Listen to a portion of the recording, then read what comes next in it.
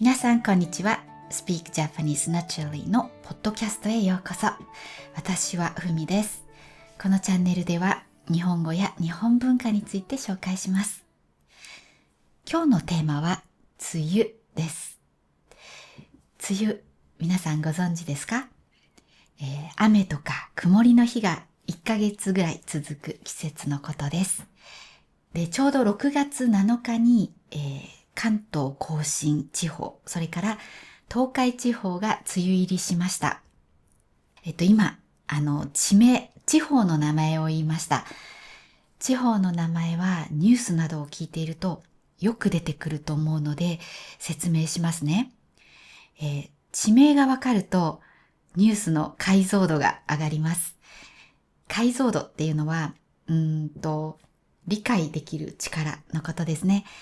理解できる部分が多いと解像度が高い。解像度が低いと何を言っているのかわからない部分が多くて、なんとなくぼやけた感じになってしまいますね。で、関東なんですけど、関東地方というのは、東京を中心とした1都6県のことです。1都というのは一つの都、東京都、都で終わる場所が一つ。それから県が6つあります。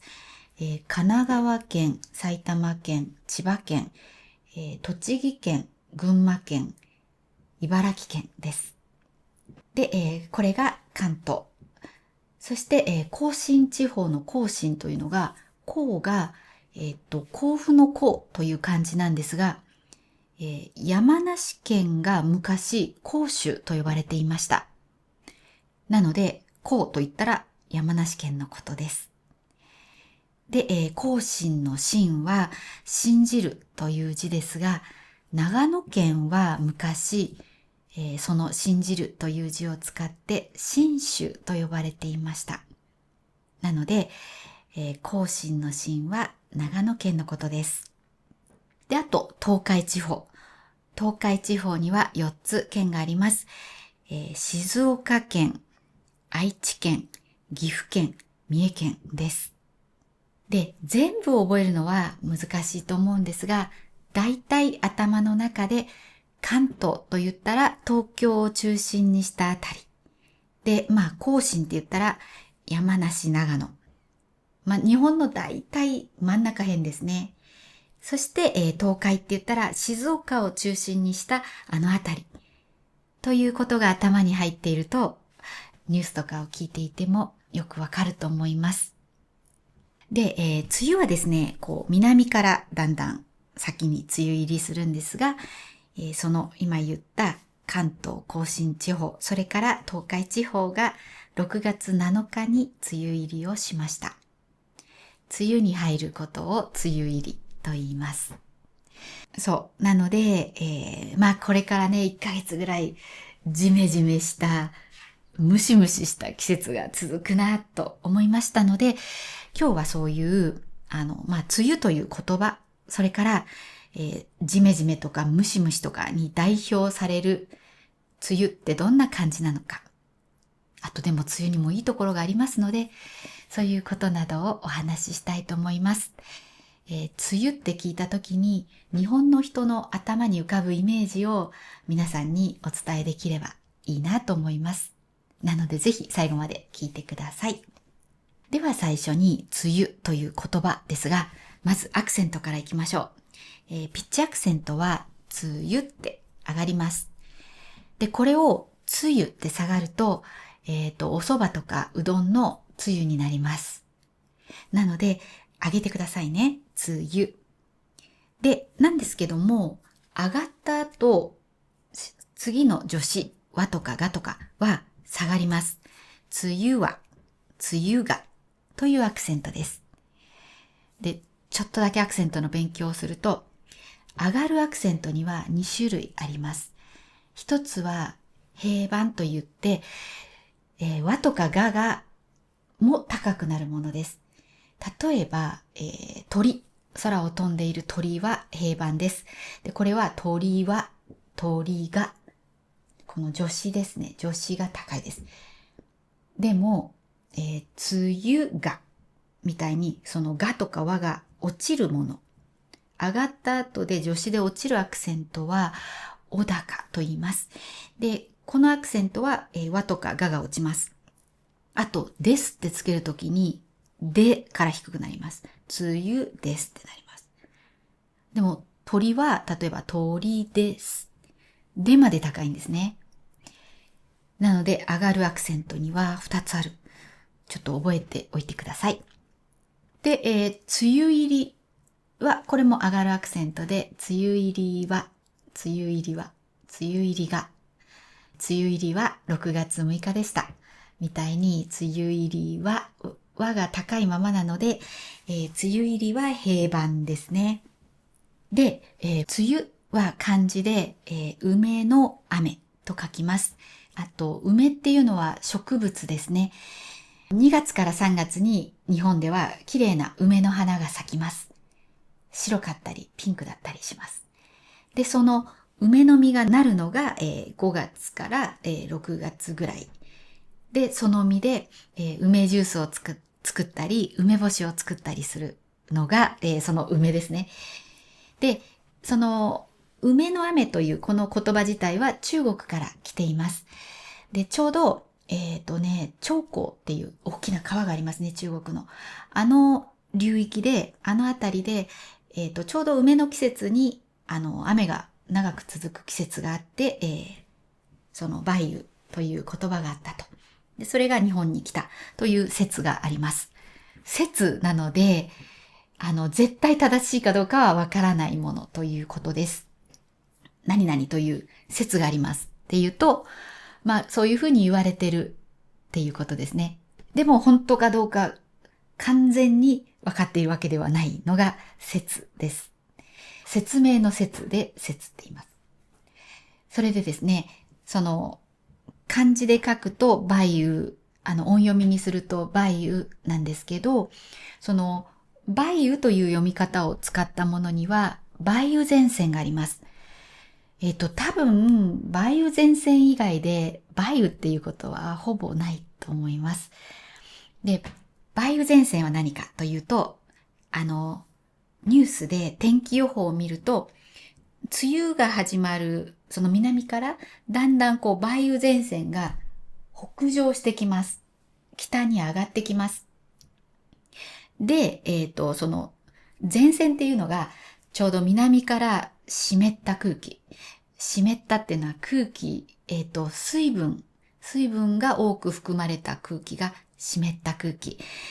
で、南からの湿った空気と北からの冷たい空気がぶつかって、その場でとどまるんですね。とどまるので、その場にずっといるので、その雨の時期が長くなります。なんで、その梅雨前線がこうだんだん上がってきて、梅雨前線がここまで来て、梅雨入りしたということです。じゃあ、梅雨っていうとどんな季節か。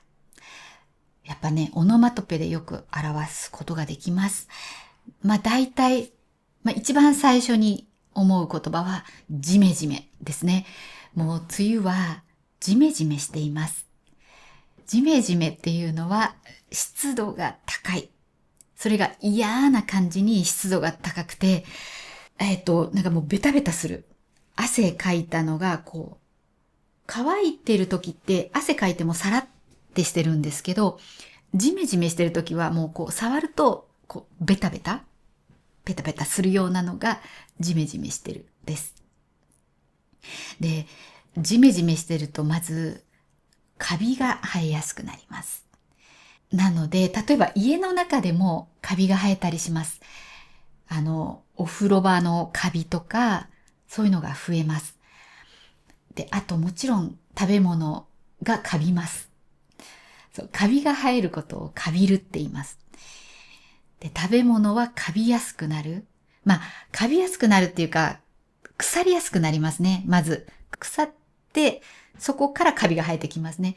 まず、腐るんですね。腐りやすくなります。なので、こう、夕飯の残りを出しっぱなしにしておくと、出しっぱなしっていうのは出したまま放っておくことです。出しっぱなしにしておくと腐るので、必ず冷蔵庫に入れますね。カレーとかがね、腐りやすい季節なんです。カレー、皆さんご存知ですかね。日本のカレーは、ドロッとした感じの、こうやって、すくって落とすとボタボタボタって落ちるようなのがドロッとしてるんですけど、カレーはドロッとしてます。で、ドロッとしたものって、温度が下がるまでに時間がかかるんですね。水とかって沸騰させてグツグツした後で放っておくと割とすぐ冷めます。温度が低くなります。でも、カレーみたいにドロドロしているものって、温度が低くなるまでに時間がかかるそうなんです。で、その間に細菌が、いけない菌が、悪い菌が増えるんですね。繁殖するって言います。繁殖して、で、腐るそうなんです。だから、そう、カレーなんかは特にもうあったかいうちに冷蔵庫に入れなきゃダメですって教わりました。なんとなく私、それを聞くまでは、冷蔵庫には、そのカレーとかそういうのが冷えてから入れたいなと思ってたんです。冷蔵庫の中の温度が上がっちゃうから。でも、冷えるまで待ってたら腐る可能性があるから、冷える前に入れるっていうことを、学びました。そう、実は私、レストランを開ける資格を持ってます。なんてかな、食品衛生管理士っていうのがあって、そういう食べ物を腐らせたりしないで、ちゃんと保つ、そういうための勉強をした人がその資格をもらえるんですね。で、レストランを開くときに、その資格を持った人がいないといけないんです。なんで持ってます。そう、昔ほんの一瞬、喫茶店やりたいなと思って、その資格を取りました。1日8時間ぐらいの講習を受けると、その資格をもらいました。最後にテストがあったかもしれないですね。ちょっと覚えてないんですけど、すごい昔で。そう、でもその勉強結構面白かったんです。そういうカレーの話とか、あと、そのノロウイルスの話とか、ノロウイルスって食中毒起こすようなものなんですけど、そういうのの話とか面白かったです。はい、そう、だから物が腐りやすい季節ですね。そう、あとその湿気が多い、ジメジメしてるんで、洗濯物が乾かないですね。洗濯物は、日本の人は結構外に干す人が多いです。だいたい洗濯機にはもう最近売ってるのは乾燥機がついてるんですけど、まあそれでも外に干したいって思う人の方が多いと思います。まあ実際ね、電気、そのエネルギーの無駄遣いだと思うんですよね。その太陽があるのに外に干さないで、電気で乾かすっていうのは、ちょっとね、私それ自然に悪いんじゃないかって思っちゃいます。で、ただ私の場合は、花粉症で、そしたら、お医者さんに、本当に花粉症がひどい人は、一年中家の中に干した方がいいって言われました。なので、家の中、今私家の中って言ったんですけど、喋ると家の中みたいなのがんになることがね、結構多いです。ちょっと話がそれますが、皆さんがこういうポッドキャストの話はわかるのに、普通の人が話してるのがわからないっていうのは、そうやって結構家の中とか、わからないがわかんないってなったり、音が変わるんですね。そういうことだと思うんです。スピードが速いとかもあるけど。なんで今度そういう話もしたいと思います。だからもし、こういう時にわからなくて困るみたいなのがあったら、次話す内容の参考にしたいので、コメントに書いてください。で、その家の中にね、干してます。私の場合は。乾燥機はあんまり使わないで、家の中で自然乾燥してます。あと、梅雨といえば、髪の毛がまとまらないです。私が行ってる美容院の美容師さんが、5月、6月はもう、ストレートパーマとか、宿毛矯正をかける人で予約がいっぱいって言っていました。ストレートパーマっていうのは髪の毛をまっすぐにするパーマです。普通のパーマっていうとちょっとクリクリ巻いた感じの髪になるやつがパーマですね。ストレートパーマはその逆でまっすぐにするやつ。で、それよりも強いのが縮毛矯正というのがあります。縮毛は縮れた毛って書くんですけど、縮れたっていうのはチリチリチリチリってした毛ですね。なんでそういう毛をまっすぐにするのが縮毛矯正。で、私、この前髪がちょっとうねってるって言います。こういうちょっと、ここはまっすぐですけど、ここがちょっと動画を見れない人はすいません。ちょっとね、S 字じゃないですけど、ちょっとカーブしてるんですね。そういうのは髪がうねるって言います。で、梅雨はね、髪がうねるんです。で、私、この辺は昔、この辺っていうのは私の顔の横あたりのまっすぐの部分は、1年ぐらい前に縮毛矯正をかけたので、割とまっすぐなんですけど、あと生えてきた部分はこうやって、特に梅雨になるとうねります。髪がまとまらない。なので、嫌な季節だなっていう感じになります。あともう一つね、嫌なことがあって、それは虫が出てくるということです。そう、ちょうどこの前コメントにムカデが出るって書いてありました。梅雨になるとムカデが出るから嫌ですって。皆さん、ムカデという虫はわかりますか？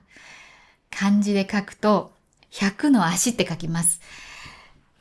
つまり、足がいっぱいあるやつです。まっすぐな胴体の横に足がわーって生えているあの虫がムカデです。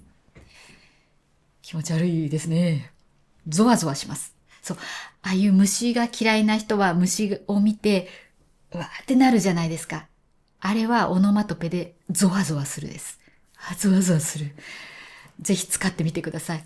ゾワゾワする。ムカデ見るとゾワゾワしますが、そう、ムカデがやっぱ梅雨に出てくるようですね。実はうちはそんなにムカデは出てこないんです。ムカデは、山に近いとか自然に近いところでよく出ますね。うちももちろん、玄関とかにたまにね、出たりします。で、あともう一個嫌な、あれいますね、虫。ちょっと口にするのも嫌で、よくね、G っていう人とかもいます。G って書いたり、アルファベットの G ですね。A, B, C, D, E, F, G。あれが、一応言っておくと、ゴキブリという虫。あれ、口にするのが嫌なので、口にするっていうのは声に出すって言うってことです。口にするって食べるって意味もあるんですけど、今の口にするのは嫌だっていうのは声に出すのが嫌だって意味です。で、あいつもやっぱりちょうど5月、6月ぐらいから出始める感じがありますね。なんですけど、私、その G といえば、3年前に私物をすごくたくさん捨てたんです。3年前にちょうど娘が大学生になって家を出てった時に、娘の部屋がとんでもない汚さだったんです。多分高校3年間で学校で使ったいろんな本だったりとか、あと紙、プリントって言うんですけど、学校で先生がいろんなプリントを配るんです。こういう紙に、問題が書いてあったり、その授業のまとめが書いてあったり、いろんなプリントがあるんですけど、とにかく紙が山ほどあったんですね。で、そういうのを全部捨ててたら、なんか急にいろいろ捨てたいっていう気分になってしまって、その後私、本もものすごく段ボールで10箱とか処分して、本棚をなんとね、3つぐらい処分したんです。あと、もうそれだけじゃなくて、何捨てたかな？粗大ゴミって大きいゴミなんですけど、大きいゴミを、そういう粗大ゴミを捨てられるのが、この辺は月に1回あるんです。で、その娘が3月に出て行った後、4、5、6月ぐらいまで、もう常に玄関には、次の粗大ゴミの日に捨てる大きいゴミっていうのが、いつも置いてありました。で、今なんでそんな話をしたかっていうと、そうやって物をたくさん捨てたら、G が出なくなったんです。本当にびっくりしたんですけど、なんで出なくなったかわからないんですが、隠れる場所がないと出ないのか、とにかく、それまでは絶対毎年出てたんです。何回か。2回、3回、4回とか。それが、それ以降出てないんですね。多分1回か2回ぐらいは出てるんですけど、去年はゼロ。で、こういうのをね、よくフラグが立つって言うんですけど、フラグが立つフラグが立つって何かっていうと、そういうことを言うと、それが起こるってことです。だから今私は、去年 G が出なかったと言ったことで、今年出ちゃうかもしれません。それが、フラグが立っちゃった。みたいな感じですね。なのでね、声に出して言う、口に出すと、良くないって思っている部分があります。これ結構日本の人が共通で持ってる感覚かもしれないですね。感覚だと思います。余計なことを言っちゃうと、それが起きちゃう。せっかく起きないでいるから、それ言わない方がいいのに、言うから起きちゃうんですよ。だからね、ちょっと今言ってしまったんですけど、ポッドキャストのために言ってしまいましたが、出ないことを祈っております。はい。なので、梅雨はそういう虫も出やすい。で、あと、その虫とは別に、梅雨はね、ムシムシするんです。このムシムシするは、ちょっとジメジメしてるにかなり似てるんですけど、ムシムシするはなんかもう少し暑い感じですね。暑くって、やっぱり汗かく。やっぱり虫がムスなんです。ムスから来てます。で、ムスっていう動詞は、例えば野菜を蒸すって言った場合、例えばね、鍋の上に入れ物を置いて蒸したい野菜を置きます。で、その下でお湯を沸かすんですね。そうするとそのお湯から出る湯気、蒸気って言います。蒸気で野菜が柔らかくなることを蒸すって言います。なので、そういう感じで暑くって立ち上ってきそうな何か、家の中でそんな立ち上っては来てないとは思いますが、なんかそういう感じで自分が蒸されてるような気分。あれが、ムシムシするです。だから本当に梅雨はジメジメして、ムシムシしてっていうちょっと嫌なイメージがあります。とはいえ、やっぱり梅雨ももちろんいいことがあって、いいことをこれから言いますね。まず、梅雨といえばアジサイが綺麗です。アジサイは本当に、アジサイというと雨の中に咲いている花というイメージです。アジサイがカラカラに乾いていると、かわいそうっていう気がしてしまうぐらい、アジサイと言ったら、しとしと降る雨の中に咲いているイメージです。で、今、しとしとって言ったんですけど、梅雨の雨は、イメージとしては、しとしと降るイメージです。皆さん多分、ザーザー聞いたことないですか？ザーザー降りとか、雨がザーザー降るっていうのは、すごくたくさん雨が降るという意味です。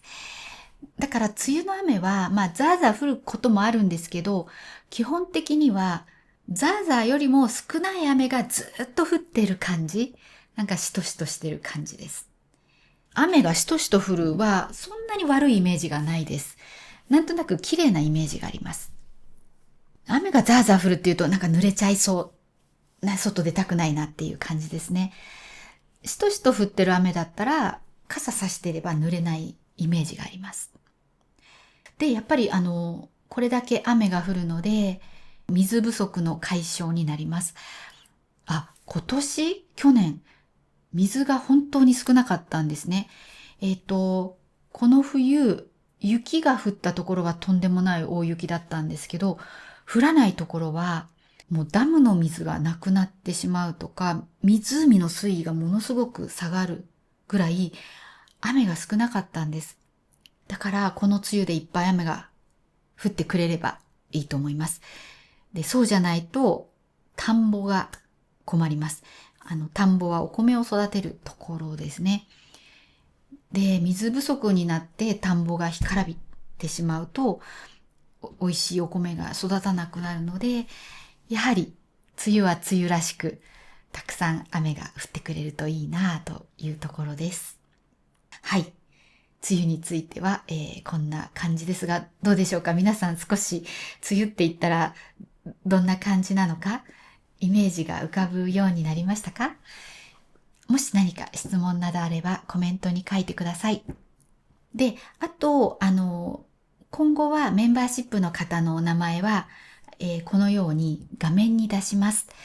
で、ただ、もし自分の名前を日本語でどういうか知りたいという方は、ぜひ、コメントに書いてください。そしたら、そのメンバーシップの動画の方で、こういう風に発音しますよっていうことをお知らせします。なので、もしそのメンバーシップの皆さん、よかったら、それだけじゃなくて、他にこれはどういう風に発音するんですかとか、リクエストがあれば、ぜひコメントに書いてください。あと最後に私の発音コースの宣伝をちょっとします。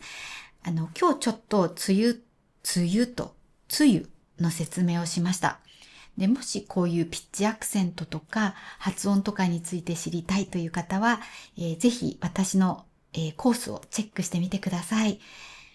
英語で教えるコースなんですけれども、勉強になると思います。あと月に1回、発音チャレンジをやっていて、皆さんが送ってくれた音声を聞いて、私が一人一人にフィードバックをします。なので、私の発音は大丈夫なんだろうかとか、気になる方はそういう発音チャレンジに参加するためにもぜひ、入ってみてもらえればと思います。リンクは概要欄に貼っておきます。じゃあ今日も最後まで聞いてくれてありがとうございました。もしこの動画が良かったらぜひ高評価とチャンネル登録、そしてお友達にシェアしていただけると嬉しいです。では皆さん、また次の動画でお会いしましょう。良い1週間をお過ごしください。